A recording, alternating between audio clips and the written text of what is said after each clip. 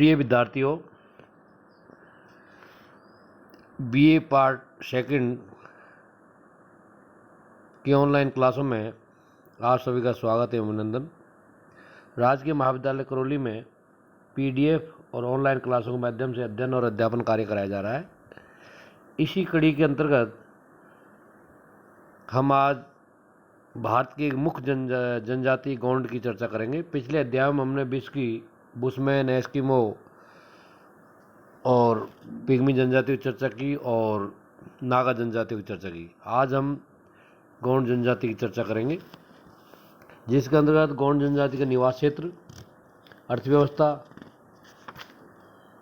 पशुचारण, लघु कुटीर उद्योग, औजार उपकरण, पशु बलियाँ, वस्त्र, आभूषण और विकास एवं परिवर्तन आदि की चर्चा करेंगे।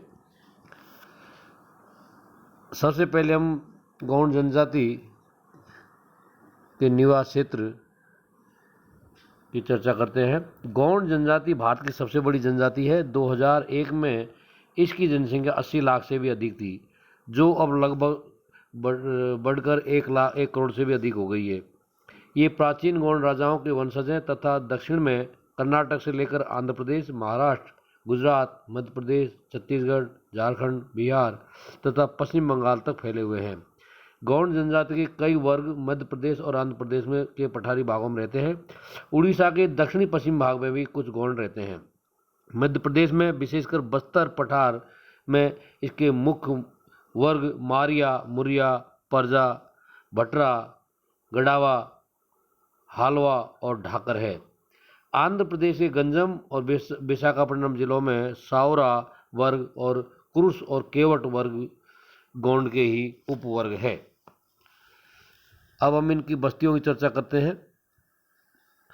गोंड लोगों के निवास के लिए नंगले अर्थात पल्ली और छोटे गांव होते हैं। ये प्राय टोला कहलाते हैं। टोला बसाने से पहले ढाल की दिशा, सूर्य प्रकाश तथा कृषि भूमि आदि का अध्ययन कर लिया जाता है।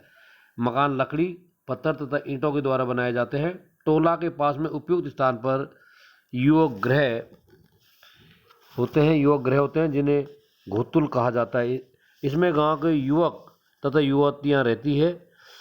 घोतुल के पास ही सरकारी कर्मचारियों तथा मेहमानों के लिए गेस्ट हाउस होता है, जिसे कोस घोतुल कहते हैं। अब हम इनकी अर्थव्यवस्था की चर्चा करते हैं।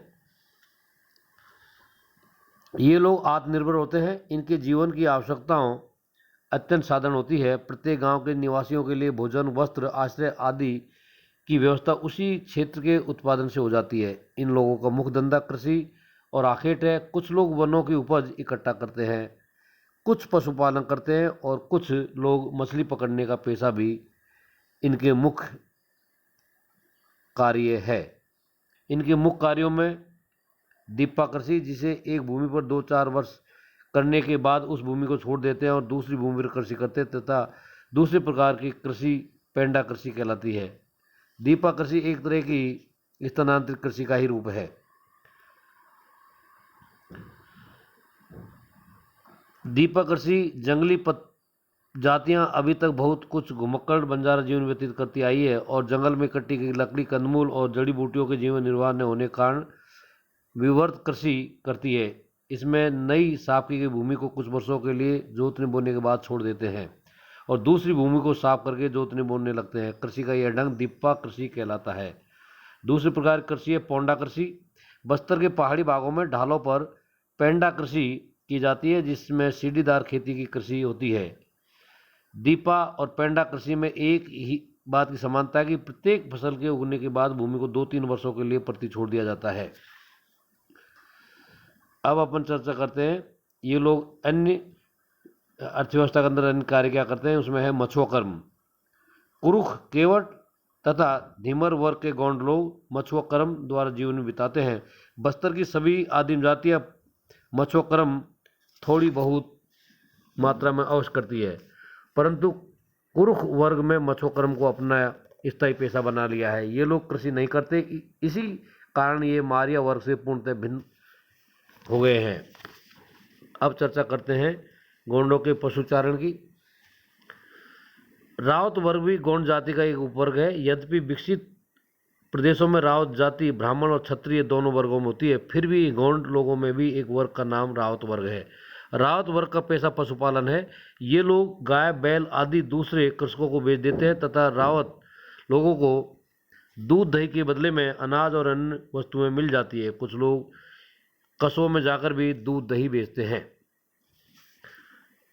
अब चर्चा करते हैं इनके लघु कुटीर उद्योग की। प्रत्येक गांव या 2-3 गांवों के लिए एक लोहार परिवार होता है जो खेती के बहुत साधारण औजार बनाता है। उन लोगों में लोहार जाति कोई अलग जाति नहीं होती, बल्कि उन्हीं गौंडों में से किसी परिवार के लोग लोहार का पेशा पीढ़ी दर पीढ़ी अपनाते आ रहे हैं। आंध्र प्रदेश के गंजम और विशाखापट्टनम जिलों में सावरा वर्ग के बहुत से गौंड परिवार छोटे उद्योग में लगे रहते हैं। जैसे असीरी वर्ग के लोग हाथ कर्दों के कपड़े बुनते हैं, कुंदाल वर्ग के लोग टोकरियां बनाते हैं और बहुत से परिवार लोहार का कार्य करते हैं। अब चर्चा करते हैं गौंड जनजाति का औजार और उपकरणों की। गौंड लोगों के औजार बहुत ही साधारण और भद्दे किस्म के होते हैं। स्थानीय लोहार कृषि के हलों की फालियाँ, फसल निराले के खुरपे, सिंचाई के फावड़े, फसल काटने की दरातियाँ और हाशिए, लकड़ी काटने की दरातियाँ और हाशिए, लकड़ी काटने की कुल्हाड़ी और आखेट करने के तीरों के सिरे बनाते हैं। लकड़ी के हल तथा लकड़ी के पुस्ते और आखेट की कमाने वे लोग स्वयं बना लेते हैं। अब इनके यहाँ करते हैं पशु बलियाँ। ये किस तरह से पशु बलियाँ देते हैं। ये लोग देवी देवताओं को प्रसन्न करने के लिए भेड़ बकरियों की बलियाँ देते हैं। पुरखों की प्रेत आत्माओं को भी बलियाँ दी जाती है। उनके उपलक्ष्य में उत्सव और नाच गाने भी होते हैं। ऐसा करने से ये लोग समझते हैं कि खेती की पैदावार कई गुनी होगी। देवताओं के रुष्ट होने पर बिल्कुल फसल नहीं होती। अब अपन चर्चा करते हैं उनके वस्त्र और आभूषण की। गौंड लोग प्राय सूती वस्त्र पहनते हैं। पास के किसी कस्बे से जाकर सूत और सूती कपड़ा मोल ले आते हैं। सूती वस्त्र अपने गांव में भी तैयार कर लेते हैं। कभी कभी भी कोई घुमक्कड़ सौदागर भी फेरी लगाते हुए इनके गांव में जाकर कपड़ा बेच आते हैं। अपनी चराई हुई भेड़ बकरियों से इन्हें ऊन और बाल मिल जाते हैं। उससे कंबल या कपड़ा गांव में ही तैयार कर लिया जाता है। स्त्रियां मूंगे और नकली मोतियों के बने आभूषण गले और हाथों में पहनती है और मूंगे और कोडियों को गूंदकर हार बनाती है, जिनको फूल पत्तियों से बने देसी रंगों से रंग लिया जाता है। एल्यूमिनियम की बालियां भी ये महिलाएं पहनती है। पशुओं के सींगों से कंघे बनाए जाते हैं या सफ़ेद बांस के कंघों से बालों को सजाया जाता है। लड़कियां अपने बालों के जोड़ों में सफ़ेद बांस के बने आधे दर्जन तक कंघे रखती है और विवाह के पश्चात केवल पति के घर भेंट में प्राप्त हुआ कंघा ही प्रयोग किया जाता है। शरीर पर चित्र गोदने का भी प्रचलन यहाँ पर इस जनजाति में पाया जाता है। अब इनकी करते हैं श्रम मजदूरी तथा कबाड़ी प्रथा। मजदूरी के बदले में प्राय अनाज और कुछ खास रुपया दिया जाता है। खेती की नौकरी कभी कभी दास्ता का रूप धारण कर लेती है। अतः बड़े कृषकों के पास ऐसे नौकर मजदूर होते हैं जो जन्म भर ही एक किसान की नौकरी करते रहते हैं। जब कोई मजदूर अपनी बेटी का ब्याह करता है या गांव पंचायत को जुर्माना देता है तो वह रुपयों की आवश्यकता समझता है और वह तब कर्ज लेता है। इस कर्जे को वह कृषि सेवा द्वारा चुकाता है। इस प्रथा को कबाड़ी मजदूर प्रथा कहते हैं। जब कोई कबाड़ी मरते समय तक अपने स्वामी किसान का कर्जा नहीं चुका पाता है तब उस ऋण का भार उसके बेटों के कंधों पर आ जाता है। उसका बेटा जीवन भर कबाड़ी रहकर अपने स्वामी कृषक की सेवा करता है। कबाड़ी मजदूर को मजदूरी के बदले में ज्वार, चावल, नमक, मिर्च, तंबाकू आदि मिलते हैं और कुछ रुपये भी मिलते हैं जिनसे उसके कपड़े आदि का कार्य पूरा हो जाता है।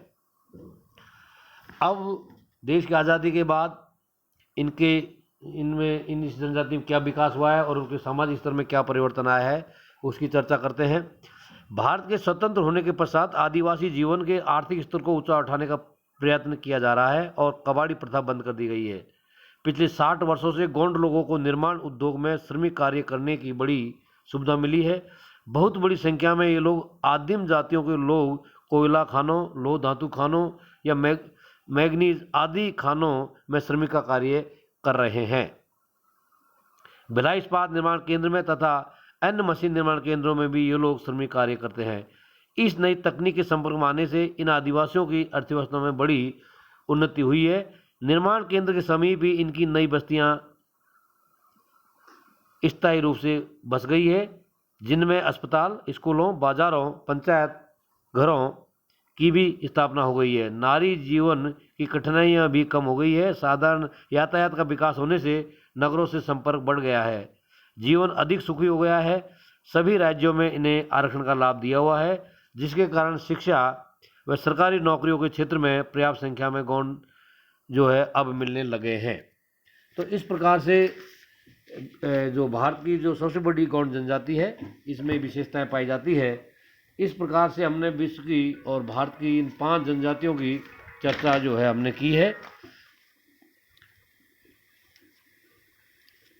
आगे हम अगली जो क्लास होगी उसके अंतर्गत आर्थिक भूगोल के अंतर्गत ही हम आर्थिक भूगोल के विषय क्षेत्र, परिभाषा आदि की चर्चा करेंगे। वर्तमान समय कोरोना महामारी का चल रहा है, अतः हमारा दायित्व बनता है कि हम जो है 2 गज की दूरी का पालन करें, मुंह पर मास्क लगाए रहें बाहर जाने पर, और बाहर से आने पर हम सैनिटाइज से हाथ धोएं, साबुन से हाथ धोएं, भीड़ भाड़ वाले इलाकों में हम ना जाएं, और आवश्यकता होने पर ही घर से बाहर निकलें। धन्यवाद।